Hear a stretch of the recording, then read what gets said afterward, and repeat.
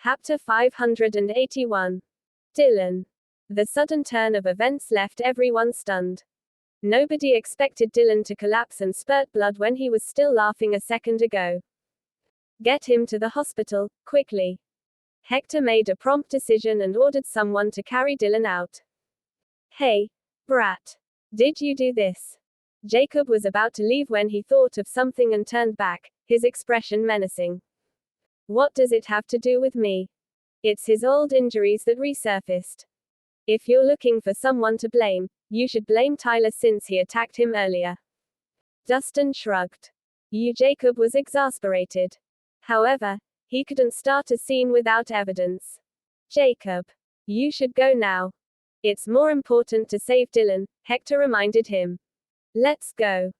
Jacob glared at Dustin and left angrily, not wanting to waste any more time. Trent and Kate followed behind them. As the Harmons' most talented genius, Dylan's safety would affect their future. He was already considered equal in standing to Hector, the family patriarch. Dear, what did you do to him? Natasha got closer to Dustin and asked in a lowered voice. Something unusual clearly occurred for Dylan to suddenly collapse and spurt blood. What could I do? It was mainly because of Tyler, Dustin said seriously. Do you really expect me to believe that? Natasha rolled her eyes. Nobody can hear us, so you'd better tell me the truth. All right, I just aggravated his injuries and made it worse. Dustin smiled. Dylan had sustained internal injuries from Tyler's attack earlier. And when Dustin patted Dylan's shoulder, he channeled another bout of violent true energy into his body. His unstable condition flared up instantly. Will he die? Natasha asked cautiously. Even though she didn't get along with Dylan, he was still her uncle's only son. As they were related by blood, she didn't wish for him to lose his life. Don't worry. He won't die, but he'll be suffering for a while. Perhaps, he might even have complications from it, Dustin said meaningfully. In essence, Dylan would grow weak and constantly struggle with illnesses. As long as he doesn't die, it doesn't matter. Serves him right. Natasha was indignant. She was still upset about the time he spiked the wine. Since he was terrorizing others again, naturally, he should be taught a lesson. What are you two whispering about? Hector, who was standing not far away, suddenly interjected. Nothing. Natasha grinned and changed the subject. Dad, if it weren't for Dustin, we would have been in big trouble. Not bad. Seems like we're indebted to you again. Hector nodded, looking impressed. He believed Dustin despite the skepticism from others. And that was because of what George said before he left. Not at all, Mr. Harmon. I didn't do much, Dustin responded politely. Dad, are you not going to do anything as a show of appreciation? Natasha was slightly upset. What do you suggest? How about I give him your hand in marriage? Hector jokes. Huh. While Dustin froze, Natasha blushed. This is too sudden. I'm not prepared for it. She followed that up by asking, have you chosen a date? When are we getting married? Hey, you thought I was for real. You should be embarrassed. Hector glared at her. Natasha pouted. You said it yourself. Why are you yelling at me instead? All right, it's time to get serious. Hector's smile gradually disappeared. Even though we overcame the situation for now, this matter is far from over. With Tyler's personality, he will not take this sitting down. Will Tyler still act recklessly with Lord Zenos and $IR Paul behind us? Natasha raised an eyebrow. Tyler might not confront us directly, but he will definitely act behind the scenes. Hector was solemn as he continued, Lord Zenos and Sir Paul have also repaid their favor. They won't help us a second time. We can only face him ourselves now. Does that mean trouble will continue brewing for us? Natasha looked pensive. There will be trouble, but the most important thing is Dustin's safety. Hector turned his attention toward Dustin and warned him, Tyler is an unsympathetic and prideful man. Whether it was your involvement in Jailer's death or your public confrontation with him, they were all unforgivable acts for him. You will be in danger going forward. Thank you for the warning, Uncle Hector. I will take note. Dustin nodded. He knew Tyler would come after him to get revenge. But as long as Natasha was safe, there was nothing he feared. During this period, I'll deploy one of our shadow guards to protect you. That should lessen some of your troubles. Hector declared. Team 1. They're your personal bodyguards, aren't they? Natasha was astonished. The Harmons had 6 shadow guard teams. Team 1 was the most skilled, with a divine-level martial artist leading them. They were considered the Harmon family's trump card. However, since Team 1's responsibility was specifically to oversee the Patriarch's safety, they weren't deployed easily. Hector responded, I don't need them for now. Let them protect Dustin. Uncle Harmon, actually, I don't need protecting, Dustin tried to decline. There are times when we slip up. With Team 1 protecting you, they will act as an extra precaution to ensure your safety. Consider this our sincere gift to you. Don't refuse it. Hector was serious. Natasha nodded in agreement. My dad is right. Your safety comes first. All right. Since Hector had put it that way, there was no reason for Dustin to refuse any longer. Even though he wasn't afraid of Tyler, it would affect him slightly if Tyler decided to assassinate him. At least he could avoid unnecessary trouble with the shadow guards keeping watch on him. In the meantime, inside the Grant family mansion, Roger was seated on the sofa, appearing pensive. Tyler, the Harmons have Lord Zeno's backing them now. It won't be easy to target them. Even though we can't touch them publicly, no one said anything about acting in the dark. Tyler stood with his hands behind his back. His gaze was unusually cold as he stared at a bird perched on a tree outside the window. What? Oh. What are your plans? Roger was curious. I have a few friends in the martial arts world. I'm going to get them to act and create chaos within the Harmon family. Tyler spat out coldly. But that's Paul's territory. Roger was at a loss for words. Paul was highly influential as a martial arts master. HMPH. He's just an old man nearing death. While his words hold a certain weight, it won't be enough to stop me. Tyler had a look of arrogance. It seems like you have everything arranged. Is there anything I can help you with? Roger asked cautiously. Just keep an eye on George's movements for me. As long as he doesn't enter the picture, I will play with the Harmons as I please. Tyler clenched his fist. No problem.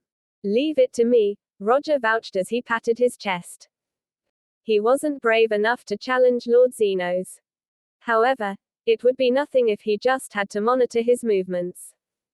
After sending Roger off, Tyler suddenly turned around and faced a corner. That Dustin brat irritated me today. I asked you to kill him the last time, but I changed my mind. I want him to go through a living hell. Right away. A shadow disappeared from the corner. Chapter 583. The next morning, at Nicholson Corp. Dustin reported to work as usual. As chief security officer, his work was relatively easy.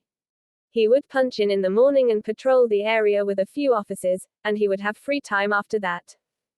He could do anything he wanted since no one was there to keep watch on him. Dustin had just sat down in his office when someone knocked on his door. He looked up and found that it was the vice chairman, Hank Hoffman. Mr. Rhys, are you free? Can I have a word with you? Hank walked in the door with a smile. Remaining in his seat, Dustin greeted him. Mr. Hoffman, how can I help you?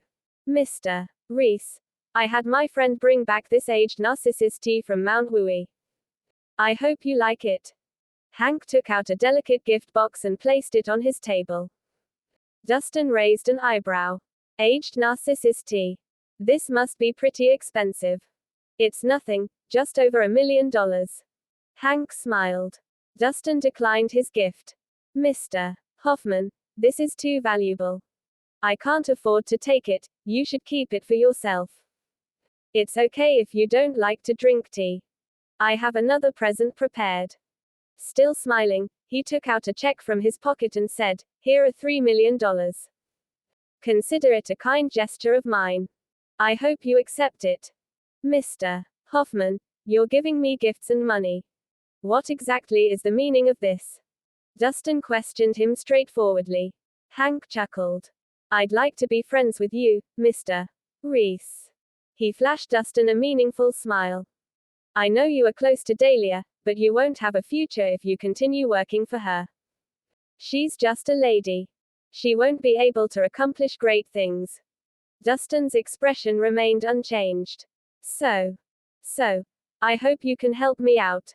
I'll treat you well. The gifts I've given you today are just the start of many. There'll be more benefits for you going forward. Hank started revealing his true intentions. Mr. Hoffman, I don't think it's appropriate for you to ask me to betray Ms. Nicholson, Dustin responded calmly. Mr. Rhys, the world revolves around gains. Dahlia pays you only a measly salary. Why would you still be loyal to her?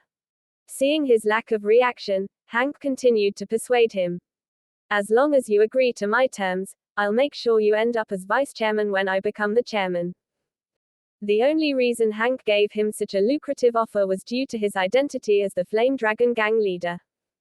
He knew that with Dustin backing Dahlia, it would be difficult to remove her from her position. That was why he needed to get Dustin on his side to achieve his goals. Mr. Hoffman, you sure have confidence in me. Sadly, I'm not interested in your terms. Dustin gave him an ambiguous smile. What are you interested in, then? I'll try my best to fulfill it as long as it's within my means. Hank responded hastily. Nothing. I just want you to obediently stay as vice chairman and not push the boundaries. Dustin's smile gradually disappeared. What? Hank furrowed his brows. What do you mean, Mr. Rhys? Dustin responded coldly, you don't get it. Let me make it clearer. Going forward, Dahlia will always remain the chairman of this company. Anyone who wishes to dispose of her will answer to me, understood? Hank's expression darkened. Mr. Rhys, does that mean this is out of discussion? I'm not interested in discussing anything with you. Now, get out. I'm going to take a nap. Dustin waved his hand in annoyance. Fine. I hope you don't come to regret it. Hank let out an audible scoff and left the room after packing up. He could only seek other methods since he was unsuccessful in bribing Dustin. He wants to bribe me with a few $1 million. Does he think I'm poor? Dustin was annoyed. He was a billionaire. That small amount of money was insignificant to him. Suddenly, Dustin's phone rang. Chapter 584. Dustin answered the call and instantly heard Julie's voice blaring through the speakers. Dustin, Dahlia got into a traffic accident. Come and help us out, quick. An accident. Startled, Dustin probed for more information. What happened? Is she hurt? It's a long story. I'll send you our location. Come here right now. Julie urged. Okay. Without wasting any time, Dustin ended the call and rushed out the door. Over at Dahlia's side, a Maserati and a Bentley had run into each other on the streets. Both cars were heavily damaged, and there were shards of car glass scattered around the point of collision. After the collision, several young men and women came out of the Bentley, and at the forefront of the group was a young lady with hair that was dyed a bright red, and clad in luxurious branded goods from head to toe. After she got out of her car, she immediately went up to Dahlia's car and began banging on the window, yelling rudely, "Hey! Can't you fucking drive? Get out of the goddamn car right now! Get out! Yeah! Get the hell out, woman!" The rest of them, who were together with the red-haired lady, also began kicking and banging on Dahlia's car threateningly. Stop it! Julie opened the car door and got out, shouting at them, "Why are you behaving like such hooligans? You were the ones who made an illegal U-turn and broke the law. You are fully responsible for the accident. Full responsibility, my ass." The red-haired lady gave Julie a hard slap across the face. "Quit running your mouth here. You ran into my car, so pay up. Why you hit me? Have you any idea who I am? Julie was shocked and enraged as she cupped her stinging cheek in her hand. Whoa. You're trying to challenge me, aren't you? Very well, tell me, who are you? The red-haired lady sniggered. You'd be terrified. Julie said haughtily, she's Dahlia Nicholson, chairperson of Nicholson Corp. And I am her cousin cum secretary. Nicholson Corp. The red-haired lady made a face when she heard that. What trash is that? I've never even heard of it before. That's only because you're ignorant. I'm warning you, if you do not wish things to blow out of hand, you better pay up and apologize or you'll be sorry. Julie threatened her meanly. Fucking hell. How dare you threaten me, you bitch. With a nasty glare, the red-haired lady struck Julie across the face once again. The resounding smack sent Julie staggering backward and falling flat on the ground, breaking a tooth in the process. Why you? How dare you strike me again? You're going to regret this. Fuming, Julie scrambled up to her feet before launching herself at the red-haired lady, ready to get down and dirty. You insolent fool. She smirked as she sent a punch straight to Julie's guts. With a horrifying shriek, Julie fell to her knees and everything she had left in her stomach came rushing out. Stop this. Seeing that things were about to get ugly, Dahlia swiftly went forward to help Julie up before she turned around and shouted at the red-haired lady, who gave you the right to hit others? I do as I please. What?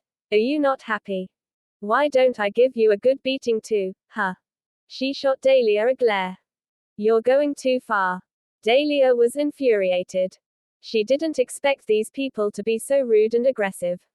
They were clearly the ones who were in the wrong, and yet they showed no remorse and even resorted to physically assaulting others. They were way too arrogant. Chapter 585. Oh. I'm going too far now, am I? Well, so what if I am? What are you going to do about it? The red-haired lady stood with arms akimbo as she glared daggers at Dahlia. I've called the cops. You better not act rashly. Dahlia warned. She had Julie make several calls. As soon as they had the accident. The cops. The red-haired girl laughed obnoxiously as her friends behind her watched on. Unkindly, obviously having no regard for the authorities. Do you think that I'd be daunted by mere cops? I'll have you know, I can kill you right this instant and chuck you into the ocean as fish food, and no one will be able to do anything about it.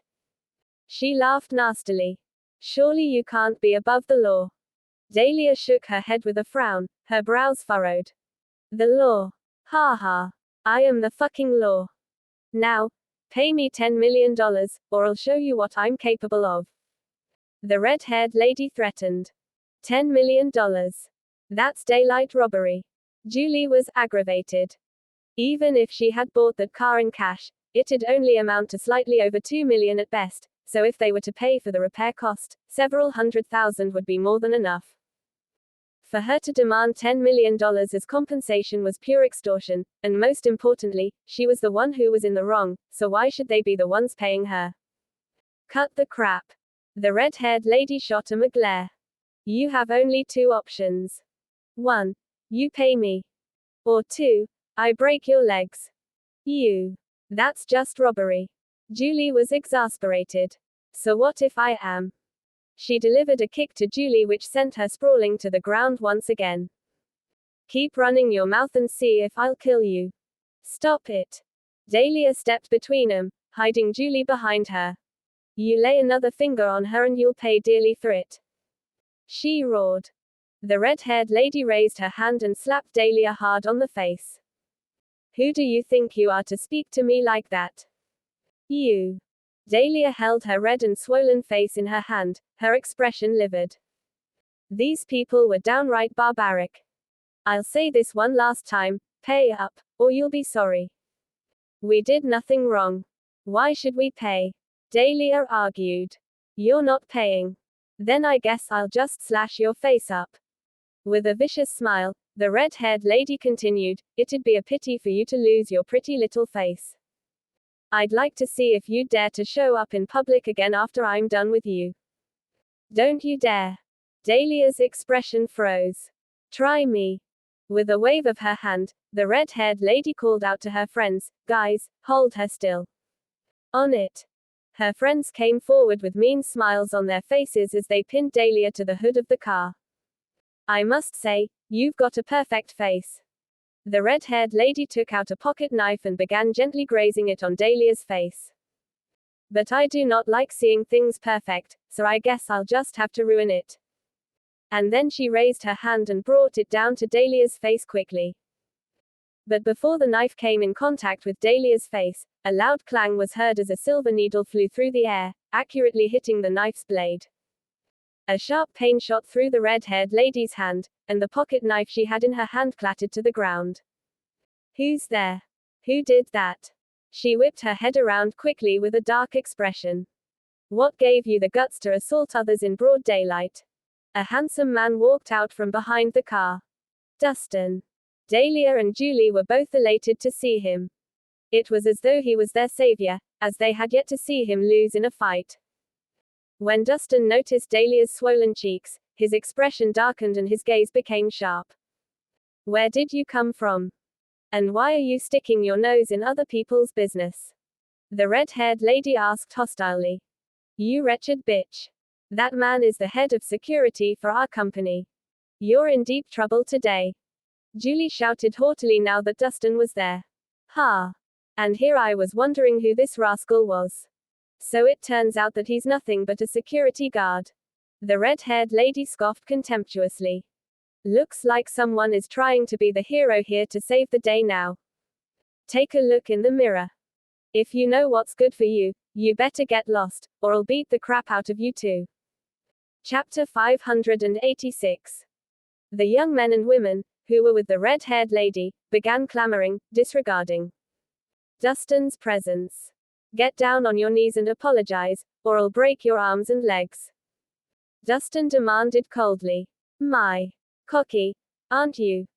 One of the men walked up to Dustin and poked him in the chest rudely, taunting him as he did so. "Do you know who we are, loser? How dare you act so arrogantly with us? I'll..." Before he could finish his sentence, he was struck with full force across the face. A loud slap could be heard as he was sent flying through the air, crashing through a car window head first. The top half of his body went right through the window and into the car, whereas the other half of his body dangled outside of the car. "How dare you slap my friend? Do you have a death wish?" The lady with the red hair was infuriated by Dustin's actions. In one swift motion, she launched herself toward Dustin at an unbelievable speed. When she got near, she threw a punch at Dustin with all her might, making a whooshing sound. She was obviously a trained martial artist. Then, without even the slightest change in expression, Dustin grabbed her fist and gave it a firm tug. A loud cracking sound was heard, and her arm was instantly fractured. Shocked by what had happened, she stood there, frozen in place. It wasn't until the pain hit her that she finally let out a blood-curdling shriek. But midway through her shriek, she was cut off by a hand grabbing at her throat. "Since your parents didn't raise you right, I'll educate you on some manners today." Without saying anything else, Dustin went ahead and gave her 2 hard slaps on the face. The lady with the red hair saw stars, and her nose bled from the impact. "Why you hit me? Do you even know who I am? I'm Maggie Doyle from the prestigious Doyle family." The red-haired lady glared fiercely at Dustin. The Doyle family. Julie, who had been gloating over Maggie's misfortune, immediately paled. The Doyle family was one of the fabulous 5 and had deep roots in Millsburg. They also had strong connections, making them incredibly powerful. With the level of influence the Doyle family possessed, Julie knew that none of them could afford to offend her. "What?" Dahlia frowned slightly as her expression turned grave. No wonder she was acting so arrogantly. It was because she had the Doyle family backing her up. That made things difficult. "We're sorry, Miss Doyle. This is all just a misunderstanding. Please don't be mad. We'll pay you for your loss." Julie immediately apologized to Maggie respectfully once she wrapped her head around the piece of information. After she was done apologizing, she shouted at Dustin, "Hey Dustin. What are you doing? Let go of Miss Doyle right this instant. Ha ha ha. So you're scared now. I told you that you were going to regret it. Maggie smirked sinisterly. And you bastard, weren't you all high and mighty just a while ago? Where's your arrogant attitude now? You crossed a line when you placed your hands on me. You better get down on your knees and apologize to us. And break your arms yourself, or I'll see to it that you die such a horrible death that you regret the day you were born. Quick, Dustin. Get on your knees and apologize. I do not want to be implicated. Julie urged. Down on your knees. Get down. Go on, down on your knees. Maggie's friends yelled at Dustin. They were already used to seeing such situations because, no matter who it was, as long as they found out Maggie's identity, they would bend to her will. And that was a show of true power. On my knees, was it? Very well. Dustin nodded. Then he grabbed a hold of Maggie, slamming her to the ground. With a dull thud, Maggie fell heavily to her knees. Instantly, her knees were a bloody mess of flesh, blood, and bones. Everyone fell silent. Chapter 587. Ah. Maggie, who had her kneecaps fractured, let out an ear-piercing scream. She fell flat on the ground and rolled around in pain. What? Everyone was shocked by what they saw. None of them had expected Dustin to hurt Maggie, even after she revealed her identity. He truly showed her no mercy. But she was the daughter of the great Doyle family. No matter where she went, people always tried their best to please her, and nobody dared cross her. It was beyond everyone's comprehension that Dustin would actually break her kneecaps. It was insane. Are you out of your flipping mind, Dustin? Do you know what you've done? After the initial shock wore off, Julie leaped to her feet, her face white as a sheet. You. How dare you hurt Miss Doyle? You're done for. All of you. That's right. The Doyles aren't ever going to let you go. This is no longer about the money. Maggie's friends clamored in fury. As scions of wealthy families, they were all used to bullying others.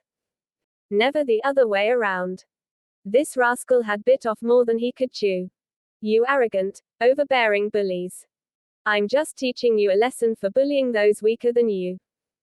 If you're not happy with it, come at me anytime, Dustin said indifferently. This was not the first time he had crossed a Doyle. He had beaten Duncan Doyle up not too long ago, and it didn't make much of a difference to him anymore to offend Maggie, who was also a Doyle. You're a gutsy one, bastard. We're not done with you. And with that, Maggie's friends quickly helped her up and ran away. If even Maggie, who came from a family with a strong martial arts background, could not go against Dustin, they'd be done for if they challenged him. You're a nut job. You've put all of us in trouble now by messing with Miss Doyle. Julie was terrified. Now that Maggie was in such a state, the Doyles were certainly not going to back off. And not only was Dustin going to be in trouble, but Julie would also be implicated. Influential and wealthy families like the Doyles were impossible to reason with once they decided to seek revenge. Dustin. You were too impulsive. Dahlia's brows were tightly knitted, and her expression was dark. She had yet to make a name for herself in Millsburg, and things would only be more difficult for her now that they had offended such a powerful family as the Doyles. Don't you worry. I'm not afraid of their retaliation. Dustin was unbothered by their reactions. Ha! You say that now. The Doyles are such an influential and wealthy family.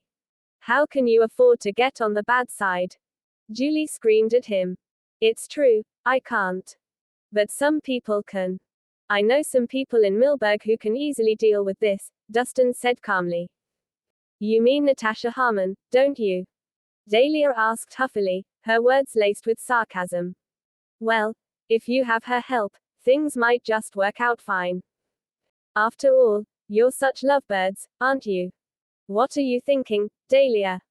Do I look like such a boy toy who gets a woman to protect me? Dustin rolled his eyes. Yes. Yes. Both Dahlia and Julie exclaimed in unison. Dustin was left speechless. Why did everyone think that he was a boy toy? When, in fact, He had worked hard and honestly for all his accomplishments. Maybe he really shouldn't have kept such a low profile all this time. Just then, Julie's phone rang. She picked it up, and soon after, her face fell. What? You found Terence? Where is he? Sure. We'll be there right away. What is it? Dahlia asked. Chapter 588. Mom just called me to say that someone spotted Terence having a meal at Saffron Restaurant. She's heading over with Aunt Florence and wants us to come along to catch the swindler too. Julie told Dahlia. Terence Stone. How dare that cheat show his face in public again? Dahlia was furious. He had nearly made her family go bankrupt because of the issue with the abandoned building. In the end, it was Dustin who took one for the family and bought it over. Hence, she had nothing good to say about Terence. Stop being idle, Dustin. Go. Get a car. We need to make Terence give back all the money he ripped us off. Julie said resentfully. I've bought over the abandoned building, so neither of you made any losses. Why are you both so worked up? Dustin couldn't comprehend their anger. Hey. What do you mean? A con man like Terence needs to be taught a lesson. We should act for justice. Julie declared righteously. Is that so? Dustin smiled. He knew very well what was going on in Julie's head. Her declaration of justice was bullshit. She was just peeved that she was scammed, so she wanted to get some form of compensation from Terence. Taking a different car, the three of them hurried off to Saffron Restaurant. Saffron Restaurant was a nice eatery with a good ambience, excellent service, and exquisite food. So it was only to be expected that a place like that would charge exorbitant prices. Over in a private room at Saffron Restaurant, Terence, who had dressed up flashily, was having a meal with the wrong kind of people. I've got good news for you, Terence. After having one too many drinks, a man with a rounded face said, I've heard from some official sources that the abandoned construction site will be developed as a key project. Its value is rapidly increasing now. What did you say? Key project. Terence was stunned by what he heard. You're not joking, are you, Richie? That place is trash. Why would anyone invest money in developing it? It's true. The man with the rounded face said, my father works with the relevant department, and the information has been confirmed. There's no mistaking that. Didn't you buy that plot of land where the abandoned construction is, Terence? Someone asked. That's right. I recall that too. I could not understand why Terence would buy that piece of land back then. In hindsight, I guess you already knew about it then, didn't you? You're something else, Terence. How could you predict where the developments would be? Do you have some sort of insider information? Congratulations, Terence. You've struck gold this time around. Don't forget about us when you make it big. Terence's friend flattered him and tried to court his favor. Terence, however, sat frozen where he was for a long time. Never had he dreamed that the abandoned construction site that nobody wanted anything to do with would suddenly transform into such a valuable piece of land overnight. What's wrong, Terence? Are you feeling all right? Terence's friend asked. Ha ha ha. He must be having problems coming to terms with the fact that he's going to be filthy rich. Someone jested. Richie, how much does that abandoned building cost now? Terence asked tentatively. At least $2 billion. Richie said. $2 billion. Terence felt like he'd been struck by lightning, and he blanched. Under everyone's disbelieving gaze, Terence gave himself 2 slaps on the face. I'm the greatest idiot. How could he have just sold off a plot of land worth $2 billion? Was there anyone out there more dumb than him? Just as everyone wondered what was wrong with Terence, the door of the private room was kicked open with a loud bang. Then, Florence, Victoria, and a few others barged in through the door. And they were fuming. Terence Stone. There you are. Give me back my money. Give me all the money that you've swindled off me. Chapter 589. You swindler. Give me back my money. Florence began shouting aggressively the moment she entered. She had even gotten several stout and burly women to come along with her to back her up. Why are you here? A sudden feeling of guilt came over Terence, and his expression changed.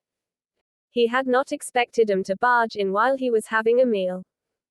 How are we going to catch the swindler if we didn't come here personally? Victoria shot him a glare. That's right. How dare you enjoy dining in such a luxurious place after cheating us of our money? You're utterly shameless. Florence demanded with her hands on her hips. Who are these shrews, Terence? Should we throw 'em out? Terence's friends asked meanly. Terence was about to be the wealthiest one among them, so they were all dying to suck up to him. No, that won't be necessary. I know them. An idea came to Terence, and he quickly told his friends, you guys head on back for now. I've got some personal matters to deal with. I'll buy you all a meal some other day. And with that, he urged his friends to leave the private room. I don't give a damn about what tricks you have up your sleeves, Terence. Give me my money now. Victoria was not about to back off any time soon.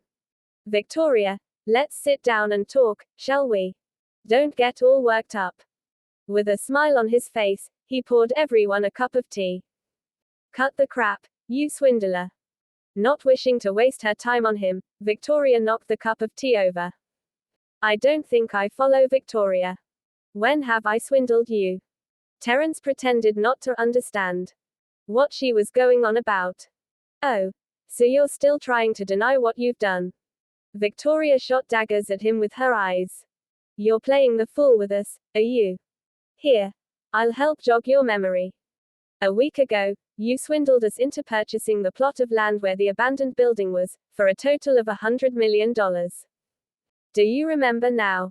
Florence's piercing gaze bore into Terence. That piece of land had nearly caused her to go bankrupt, and she still had recurring nightmares about it. You're both mistaken. Terence sighed and acted like he had been wronged. About that piece of land, that was all because of my friend. I'm a victim just like you. I'd been cheated out of my money too. That's rubbish. Do you think we'd buy that? Victoria had a skeptical expression. She's right. Why did you disappear for the past few days if you're a victim too? We couldn't find you, nor could we contact you. I'm sure that you've conspired against us together with your friend. Florence shouted. I didn't. I really am a victim too. With the most miserable look he could manage, Terence said, I haven't shown myself for the past few days because I was too ashamed to face you. Besides, Terence's friend flattered him and tried to court his favor. Terence, however, sat frozen where he was for a long time. Never had he dreamed that the abandoned construction site that nobody wanted anything to do with would suddenly transform into such a valuable piece of land overnight. What's wrong, Terence? Are you feeling all right? Terence's friend asked. Ha ha ha. He must be having problems coming to terms with the fact that he's going to be filthy rich. Someone jested. Richie, how much does that abandoned building cost now? Terence asked tentatively. At least $2 billion. Richie said. $2 billion. Terence felt like he'd been struck by lightning, and he blanched. Under everyone's disbelieving gaze, Terence gave himself 2 slaps on the face. I'm the greatest idiot. How could he have just sold off a plot of land worth $2 billion? Was there anyone out there more dumb than him? Just as everyone wondered what was wrong with Terence, the door of the private room was kicked open with a loud bang. Then, Florence, Victoria, and a few others barged in through the door. And they were fuming. Terence Stone. There you are. Give me back my money. Give me all the money that you've swindled off me. You swindler. Give me back my money. Florence began shouting aggressively the moment she entered.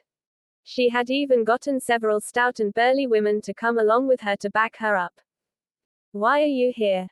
A sudden feeling of guilt came over Terence, and his expression changed. He had not expected him to barge in while he was having a meal.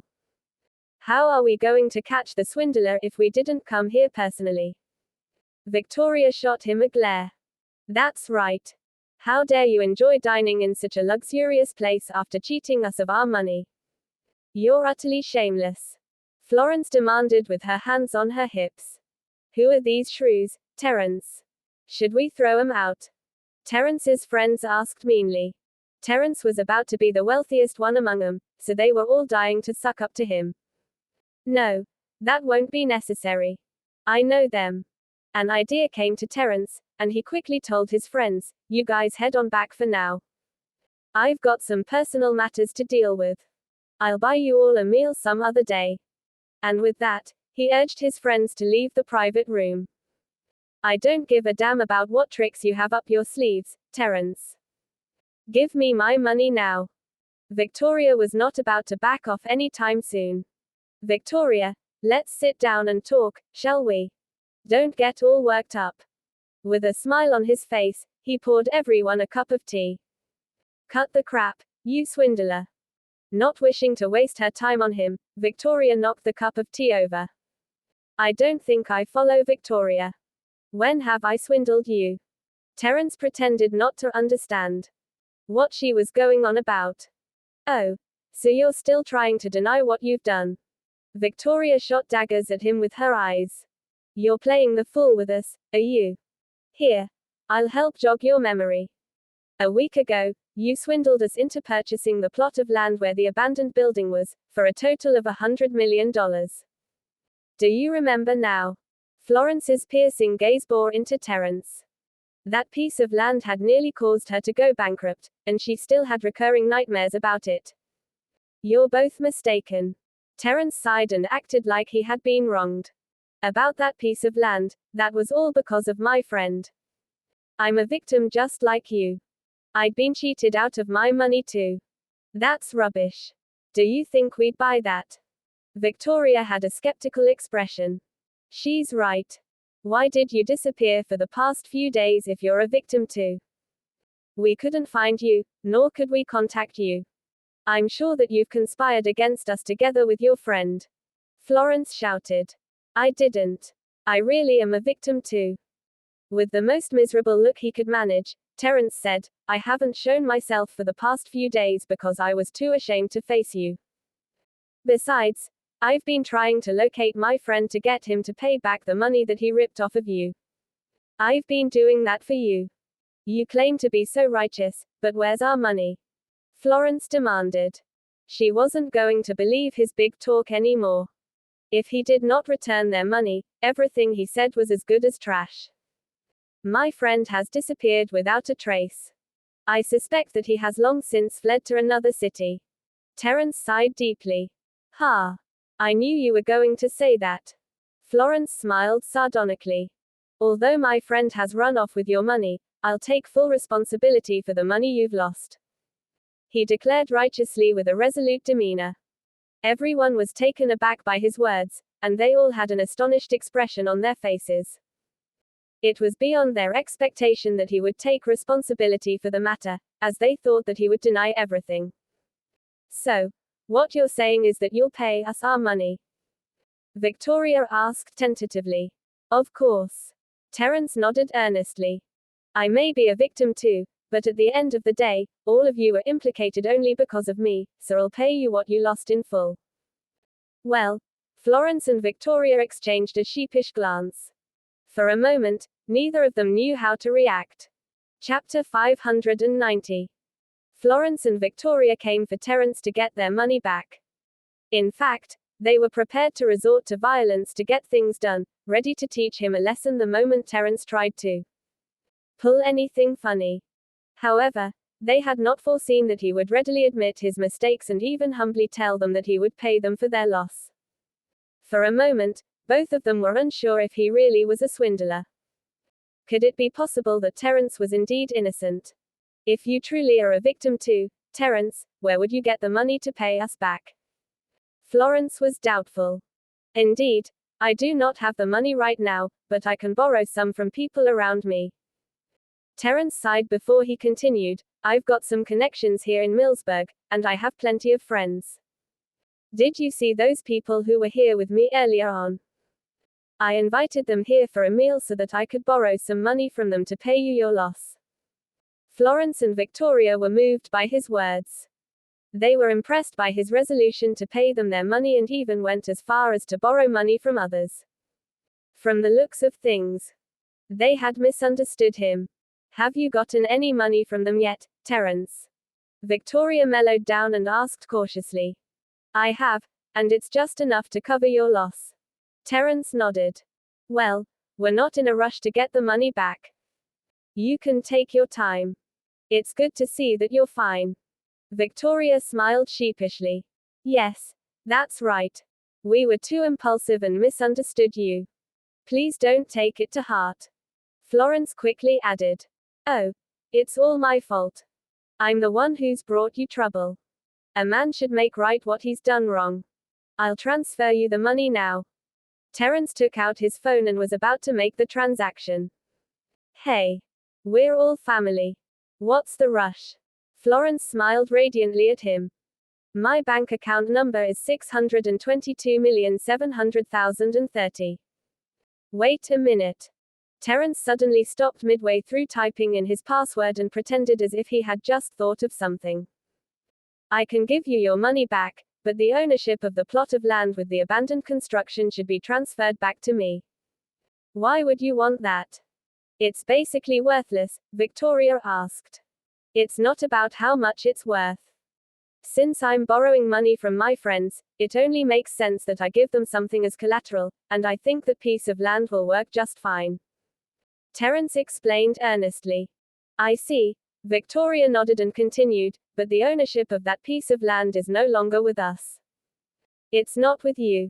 Terence's eyes widened. Did you sell it? That's right. Victoria grinned gleefully. We sold that piece of land to a gullible person. Who was it? Who was the one that bought it? Terence leaped out of his seat anxiously. Damn it. I've been trying to locate my friend to get him to pay back the money that he ripped off of you. I've been doing that for you. You claim to be so righteous, but where's our money? Florence demanded. She wasn't going to believe his big talk anymore. If he did not return their money, everything he said was as good as trash. My friend has disappeared without a trace. I suspect that he has long since fled to another city. Terence sighed deeply. Ha! I knew you were going to say that. Florence smiled sardonically. Although my friend has run off with your money, I'll take full responsibility for the money you've lost. He declared righteously with a resolute demeanor. Everyone was taken aback by his words, and they all had an astonished expression on their faces. It was beyond their expectation that he would take responsibility for the matter, as they thought that he would deny everything. So, what you're saying is that you'll pay us our money? Victoria asked tentatively. Of course. Terence nodded earnestly. I may be a victim too, but at the end of the day, all of you are implicated only because of me, so I'll pay you what you lost in full. Well. Florence and Victoria exchanged a sheepish glance. For a moment, neither of them knew how to react.